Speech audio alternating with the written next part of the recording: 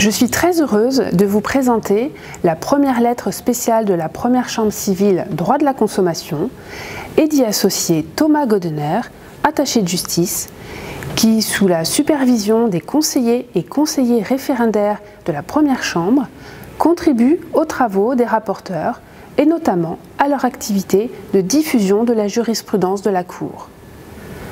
Cette lettre constitue un panorama complet des arrêts publiés de la première chambre civile de la Cour de cassation depuis décembre 2020 jusqu'à ce jour, relatifs à la mise en œuvre des dispositions légales de protection du consommateur. En effet, ces dernières années, ce contentieux a donné lieu à la publication d'un nombre important de décisions en raison de leur portée économique ou sociale particulièrement importante.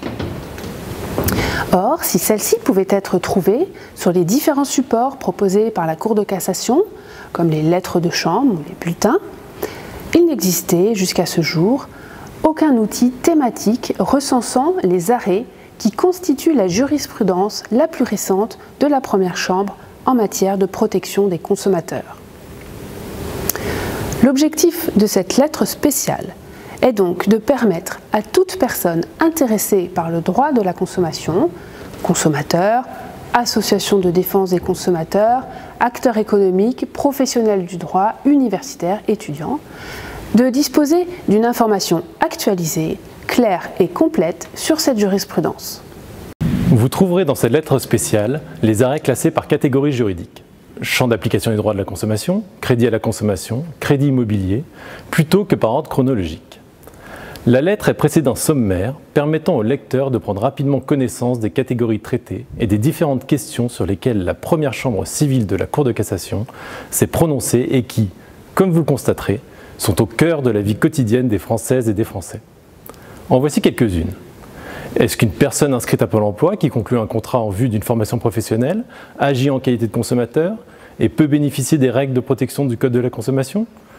Quels sont les éléments constitutifs du taux effectif global d'un crédit à la consommation ou d'un crédit immobilier?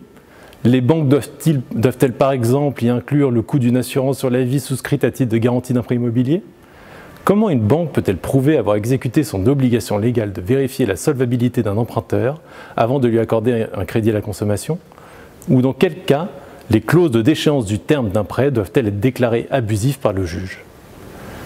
La lettre permet également de rendre compte de la jurisprudence de la Cour de cassation sur des sujets d'actualité, tels que les emprunts stipulés en devises étrangères, ou encore les contrats conclus après un démarchage à domicile pour la fourniture d'une installation photovoltaïque financée par un crédit affecté.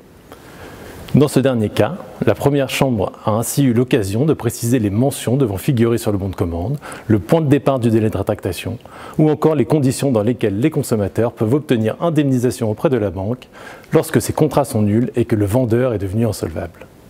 Chaque arrêt présenté comporte la reproduction de son sommaire, lequel explicite la solution énoncée et mise en œuvre par la Cour dans sa décision. De plus, les commentaires des arrêts ayant fait l'objet d'une publication à l'occasion d'une lettre de chambre trimestrielle ont été reproduits. Ces commentaires, préparés par les conseillers rapporteurs, permettent d'exposer le contexte juridique dans lequel s'inscrivent les arrêts et d'en expliciter la portée. Pour approfondir l'examen des décisions rendues par la première chambre, vous pourrez, le cas échéant, vous reporter au rapport des conseillers rapporteurs et aux avis des avocats généraux qui sont de plus en plus souvent publiés sur le site internet de la Cour. Je vous invite également à regarder sur ce site internet la vidéo des rencontres du droit de la consommation qui se sont déroulées le 12 septembre dernier. Au cours de ces rencontres, plusieurs décisions de la Cour de cassation ont été analysées par des universitaires en présence des conseillers et des avocats généraux ayant contribué à leur adoption.